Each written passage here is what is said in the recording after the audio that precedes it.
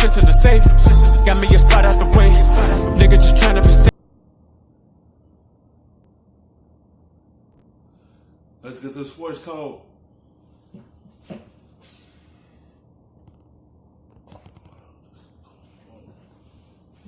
Was Brandon Tierney put out some interesting tweets, and Kevin Durant set Twitter on fire in response to them.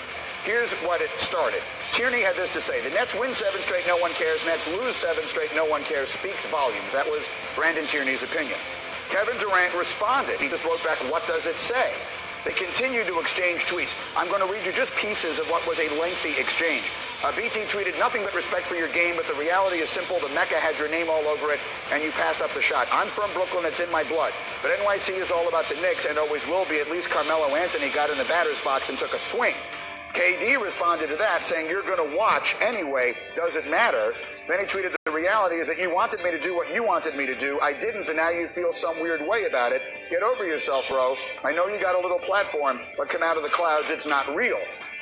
What then happens, of course, is that a bunch of other people just get involved in this conversation.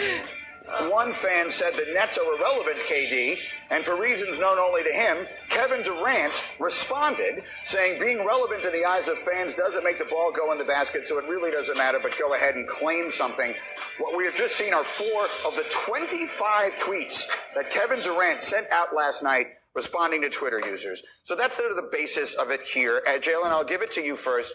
I have strong thoughts on this, but we'll get to those. What do you make of this whole thing? So social media can be used to your benefit or your detriment. When you're somebody like Kevin Durant, you have 2 choices, especially when you're not playing this year: to engage in the noise or ignore the noise. He's always seemed to be somebody that wants to defend it.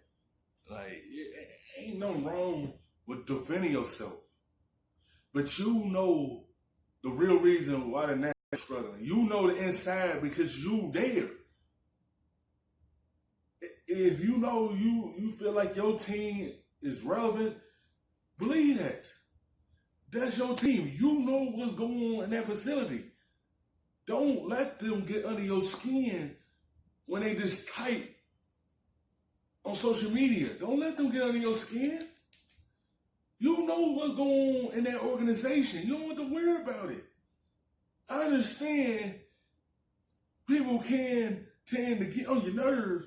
Don't get me wrong, always tell yourself, but at the same time, you know what's going on in there. That is your house.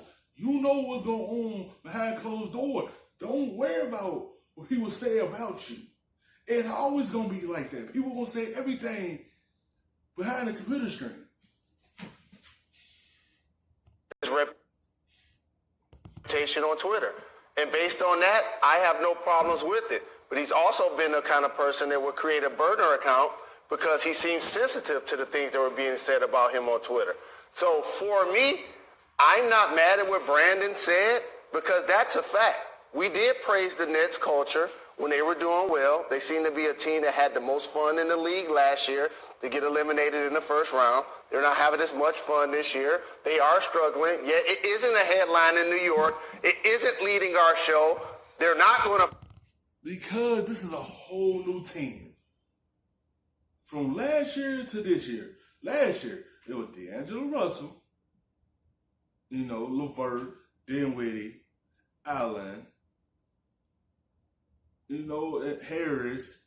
And now you take D'Angelo Russell out of that equation and add on Kevin Durant and Kyrie Irving. Right now, them 2 is hurt right now. They was winning for a little while, then they start losing. Because when you got your 2 main guys out, everything stopped. So it's just a lot going on with the Nets right now because they dealing with big injuries to their 2 star players. So everything is just in a shakeup right now. That's why everyone is going to talk about them. And they ain't having fun like they did last year because it's a whole new team. So everything is different now because there's all new players in this team as well. From Kevin Durant, from Kyrie Irving, from DeAndre Jordan, from Torrey Prince. It's just so many new players on this team. Everyone from last year's team are either with different teams and y'all got new players. It just, everything is different now. Everyone have to, get used to that.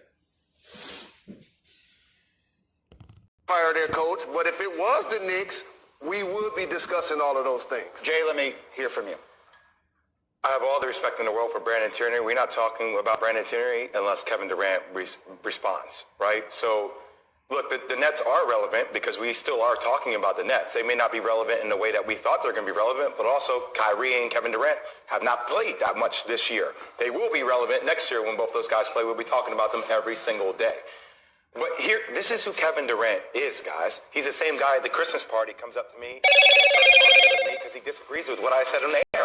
Like, I can't tell you how many debates we have on Twitter and in person all the time about basketball. So the fact is, everything that he said on social media were facts. You may not like the fact that he engages back and forth, but there's a lot of still time for Kevin Durant right now. And this is the way he stays engaged emotionally because he wants to compete. So guys, Kevin Durant is 31 years old, which I believe that this generation, and I'm 31, we got Acho over there who's around that age, he's a little younger than me, but Twitter is such a part of our lives. I mean, it's something that, social media is kind of what fuels conversations for this generation of people, and I think KD is squarely in that. And what I would say is, I don't know that he's...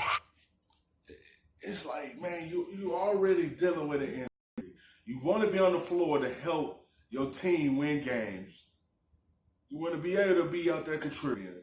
Then you got everyone behind the computer screen typing so much about you.